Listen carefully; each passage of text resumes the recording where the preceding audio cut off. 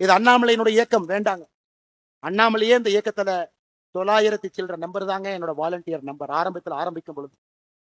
அண்ணாமலை கட்சி இல்லைங்க, அது நம்ம கட்சி. அண்ணாமலைக்கு ரைட் ஹேண்ட் லெஃப்ட் ஹேண்ட் கூடவே இருக்காங்க, அவங்க தான் ரைட் ஹேண்ட் லெஃப்ட் ஹேண்ட் இல்லைங்க, அவங்க எனக்கு உதவி செய்யறதுக்காக கூட இருக்கிறாங்க. அண்ணாமலை ஒரு சமுதாயத்தை சார்ந்தவர், ஒரு ஜாதியை சார்ந்தவர், அவங்களுக்கு மட்டும் முக்கியத்துவமா இல்லைங்க. அதெல்லாம் வீட்லயே போட்டு பூட்டிட்டு தாங்க வெளியே நடந்து வந்திருக்கேன். காவல்துறையினுடைய உடையை போட்ட அந்த உடம்பு சாதி மதத்தை எல்லாம் தாண்டி நிற்கக்கூடிய உடம்பு. அதனால்தான் அருமை சொந்தங்களே, நாம் எப்பொழுதும் நாமாக இருப்போம், நான் என்று எப்பொழுதும் இருக்க வேண்டாம். அதான் we the leaders, I the leaderங்கிற வார்த்தையில் நாம இல்லை. அதை ஒரு இடத்துலயும் நீங்க ரீஇன்ஃபோர்ஸ் பண்ணிக்கிட்டே வரணும். ஒரு இடத்துலயும் இதை நம்ம செய்யணும். அற்புதமான சமுதாய பணி செய்யணும். அதுல இருந்து நல்ல தலைவர்களை உருவாக்கணும். அந்த நல்ல தலைவர்களை மேலே கொண்டு வரணும். கடைசியாக இன்னைக்கு தமிழகத்தினுடைய பிரச்சனை எத்தனையோ இருக்கு, நம்ம அங்க போக போறோங்க. இன்னைக்கு நம்ம எடுத்திருக்கக்கூடிய 6 பிரச்சனையை தாண்டி அங்க போக போறோம். அரசியல் கட்சியாக மாறும் பொழுது அதுக்கும் போக போறோம். இன்னைக்கு தமிழ்நாட்டை பாருங்க, ஒரு தனி மனிதன் மீது இருக்கக்கூடிய கடன், ஒரு ரேஷன் அட்டையின் மீது இருக்கக்கூடிய கடன் 4,44,000 ரூபாய். 10 லட்சம் கோடி கடன், 2.25 லட்சம் கோடி ரேஷன் கார்டு கணக்கு போடுங்க. 4.25 லட்சம் கோடி ஒரு ரேஷன் கார்டுல கடன் இருந்தா பிரம்மாவே வந்தாலும் கூட தமிழ்நாட்டை காப்பாற்ற முடியாது. வேறு விதமா வேலை செய்யணும். இல்லாட்டி கடங்கார மாநிலமாக இந்த ஆண்டு டிவிக்கு அரசு, நான் சொல்ற எழுதி வச்சுக்கங்க, 85,000 கோடிக்கு குறையாம தான் கடன் வாங்க போறாங்க. நான் சொல்றது நீங்க எழுதி. அடுத்த ஆண்டு டிவிக்கு அரசு 80,000 கோடிக்கு குறையாம தான் கடன் வாங்க போறாங்க. டிவிக்கு அரசு முடியும் பொழுது கடன் 14 லட்சம் 15 லட்சம் கோடி இருக்கத்தான் போகுது. நீங்க பாருங்க, அதை நாம் சரி செய்யணும். நல்ல தலைவர்களை, தேர்ந்தவர்களை கொண்டு வந்து உட்கார வைக்கணும். நம்முடைய பொறுப்பு அங்க இருக்குது. எத்தனை பேர் 12வது முடிச்சுட்டு கல்லூரிக்கு போறாங்க? 2020 50% கல்லூரிக்கு போனாங்க. இந்தியாவிலேயே நாம தான் நம்பர் 1 கிராஸ் என்ரோல்மெண்ட் ரேஷியோ, 50% உயர்கல்வி. இன்னைக்கு அது 46ஆக மாறி இருக்கிறது. அதுவும் பிரச்சனை, சரி பண்ணணும். 2024-25 அரசு பள்ளியில 45 லட்சம் பேர் படிச்சாங்க. இன்னைக்கு அது 40 லட்சமா குறைஞ்சிருக்கு. அரசு பள்ளி பக்கம் யாருமே போறதில்லை. அதை சரி பண்ணணும்.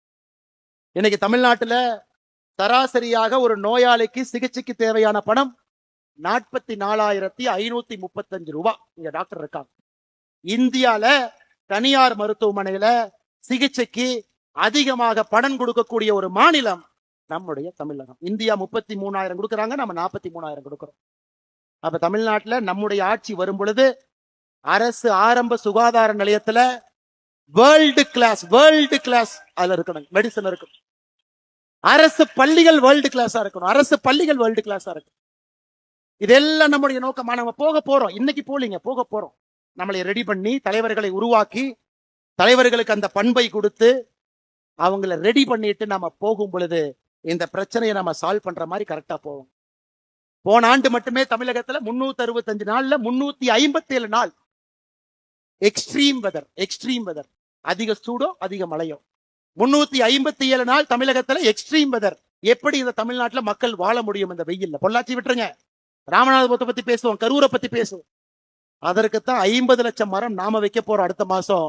அந்த மரம் நமக்கு பயன்படுதோ இல்லையோ, இன்னும் 10 ஆண்டுகள்ல அடுத்த தலைமுறைக்கு அது பயன்படும். அருமை சொந்தங்களை, இது எல்லாம் கூட நம்முடைய கடமை, நம்முடைய வேலை. அதனால் நமக்கு பெரிய பிரச்சனையும் தெரியும். அது போவதற்கு முன்பு சிறிய பிரச்சனையை சரி பண்ணுவோம், பக்குவப்படுத்துவோம், தலைவர்களை உருவாக்குவோம். இந்த தலைவர்களை அங்க கொண்டு போகும்பொழுது பெரிய பிரச்சனையை தீர்க்கக்கூடிய சாமர்த்தியமும் புத்திசாலித்தனமும் அறிவும் அவர்களுக்கு கொடுத்து ஆட்சியில கொண்டு போய் அந்த குரூப் உட்கார வைப்போம். அது நிரந்தரமான தமிழகத்துல ஒரு மாற்றம் வரும்.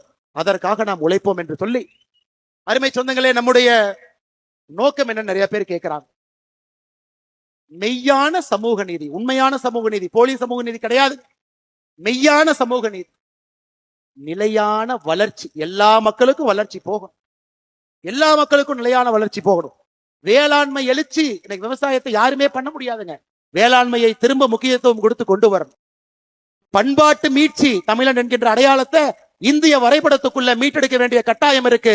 பண்பாட்டு மீட்சி, ஆட்சியிலே புரட்சி, அதுக்கு இன்னும் நேரம் இருக்குது. அதனால ஒரு ஸ்டெப்பா அதை நோக்கி போவாங்க. மெய்யான சமூக நீதி ஆரம்பித்து நிலையான வளர்ச்சி சென்று வேளாண்மை எழுச்சியை செய்து பண்பாட்டு மீட்சியை நடத்தி ஆட்சியிலே புரட்சி செய்வதற்கு இந்த அமைப்பை பயன்படுத்துவோம்.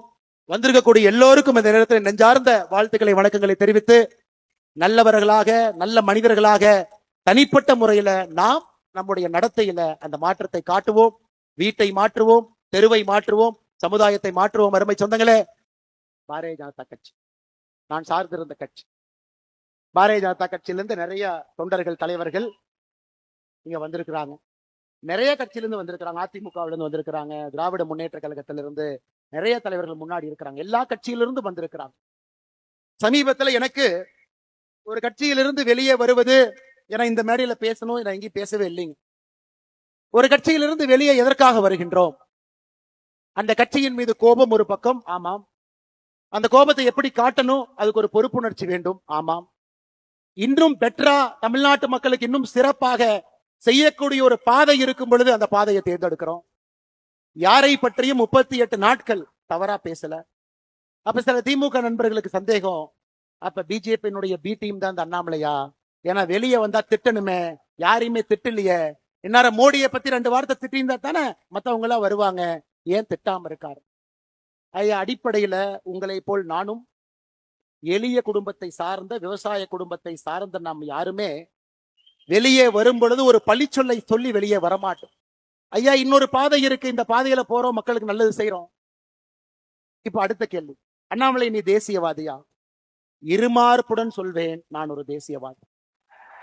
இந்தியனா தமிழனா? எதுக்கு இதுல பிரச்சனை? இந்தியன் என்பதிலே எப்பொழுதும் ஒரு கர்வம். அந்த இந்தியால தமிழ்நாடு முதன்மை மாநிலமாக வர வேண்டும் என்பதற்காகத்தான் இந்த போராட்டம். இல்ல நீங்க ஃபெட்னால போய் ஒண்ணு பேசுனீங்களே, ஏதோ இப்படி பேசுனீங்களே, அப்படி பேசுனீங்களே. இன்னைக்கும் நான் சொல்றேங்க, என்னுடைய மதம், நான் ஒரு ஹிந்து. திருநூறு வைக்கிறேன், பொட்டு வைக்கிறேன், குங்குமம் வைக்கிறேன். வீட்டிலிருந்து வெளியே வரும் பொழுது என்னுடைய மதத்தையும் சாதியையும் வீட்டிலே வைத்து பூட்டி விட்டு சாமானிய மனிதராக, அனைவருக்கும் பொதுவான மனிதராக உங்கள் முன்னால் இருக்கின்ற மதத்தை ஒரு முறையும் தூக்கி பிடித்து காட்ட வேண்டிய அவசியம் இல்லை. நான் ஒரு இந்து மதத்துல வீட்டுல வச்சு பூட்டிட்டு வெளியே வந்தாவே, உண்மையான ஹிந்து அனைவரையும் சமமாக பார்ப்பான், அனைவரோடும் சமமாக இருப்பான். யாரும் பெரிது யாரும் சிறிது என்று பேச மாட்டான். அனைவரும் ஒரே நேர்கோட்டு பாதையில் செல்ல வேண்டும் என்று சொல்வான். அதாங்க என்னுடைய இந்து தத்துவம். இல்ல கரூர்ல இனாம் நிலத்தை கொடுத்துட்டாங்க, 3000க்கு மேற்பட்ட ஏக்கரை கொடுத்துட்டாங்க, அதை நீங்க டிவிக்கு அரசுக்கு சப்போர்ட் பண்ணி அறிக்கை விட்டுருக்கீங்க, அப்ப நீங்க கோயிலுக்கு எதிரானவரா, இந்து விரோதியா? விஜயநகர பேரரசு காலத்திலிருந்து இனாம் நிலம் என்பது அந்த ஊர்ல கோயில்ல வேலை செய்யறவங்களுக்கு அரசு கொடுத்தது. பூ விற்கிறவங்க, கோயில் இருக்கக்கூடிய பண்டார சகோதரர்கள், நாதஸ்வரம் வாசிக்கிறவங்க, தவில் வாசிக்கிறவங்க, அவங்களுக்கு கொடுக்கப்பட்ட இடம். அத கர்ம வீரர் காமராஜர் ஐயா 1963 ஆட்சியிலிருந்து அவர் செல்வதற்கு முன்பு அதற்கு ஒரு செட்டில்மெண்ட் தாசில்தார் போட்டு அதை பஞ்சாயத்து பண்ண முயற்சி பண்ணார். அது திமுக காரங்க அதை வச்சு பாலிடிக்ஸ் பண்ணி பண்ணி பண்ணி கோவில் நிலம் இந்த நிலம்னு ஒன்னா சேர்த்து அதை 0 டிகிரின்னு ஒரு ஆர்டரை போட்டு பண்ணாம வச்சிருந்தார். இன்னைக்கு ஒரு அரசு வந்து 60 ஆண்டுகளாக 100 ஆண்டுகளாக அந்த இனாம் நிலத்துல குடியிருப்பவர்களுக்கு திரும்ப அந்த மரியாதை கொடுத்திருக்கும் பொழுது அதை வரவேற்க வேண்டியது ஒரு தமிழனுடைய கடமையாகத்தான் நான் பார்க்கின்றேன். கோயில் சொத்தை நீட்போம், இனாம் நிலமும் கோயில் சொத்துக்கும் சம்பந்தம் இல்லை. இதற்கு எனக்கு கிடைத்திருக்கக்கூடிய பட்டம் அண்ணாமலை இந்து விரோதி. அப்படிப்பட்ட இந்து விரோதின்னு எனக்கு பட்டத்தை கொடுத்தீங்கன்னா அந்த பட்டத்தை அப்படியே நீங்க வச்சு. இதே ஹெச் ராஜா அண்ணன் கரூர்ல அக்டோபர் 2024 வந்து இனாம் நிலத்தை மக்களுக்கு கொடுக்க வேண்டும் என்று சொன்னார். அவர் இந்து விரோதி அல்ல. எடப்பாடி பழனிசாமி அண்ணன் அவர்கள் அனைத்து இந்திய அண்ணா திராவிட முன்னேற்ற கழகத்தினுடைய தேர்தல் அறிக்கை 2026 இனாம் நிலத்தை வசிப்பவர்களுக்கு கொடுக்க வேண்டும் என்று சொன்னார். அவர் இந்து விரோதி கிடையாது. ஆனா இன்னைக்கு நியாயமா நேர்மையா ஒரு மக்களுக்கு இருக்கக்கூடிய மக்களுக்கு அது செல்ல வேண்டும் என்றால் இந்து விரோதி. அதனாலதான் இந்த இடத்துல எத்தனையோ இடத்துல கிறிஸ்தவர்கள் இருக்கிறாங்க, இஸ்லாமியர்கள் இருக்கிறாங்க. அருமை சொந்தங்களே, இன்னைக்கு நான் அறுதியிட்டு தெளிவாக உங்களுக்கு நான் கோடிட்டு இந்த அமைப்பினுடைய ஒரு தன்னாளராக நான் சொல்லுகின்றேன். மதம் என்பது இந்த அமைப்புக்கு வெளியே, சாதி என்பது இந்த அமைப்புக்கு வெளியே. ரைட் ஹேண்டு லெப்ட் ஹேண்டு இந்த சாதி மதத்தை வைத்து இத்தனை காலம் அரசியல் செய்து பட்டது போதும். உங்கள் மதம் உங்களுக்கு பெரிது, என் மதம் எனக்கு பெரிது.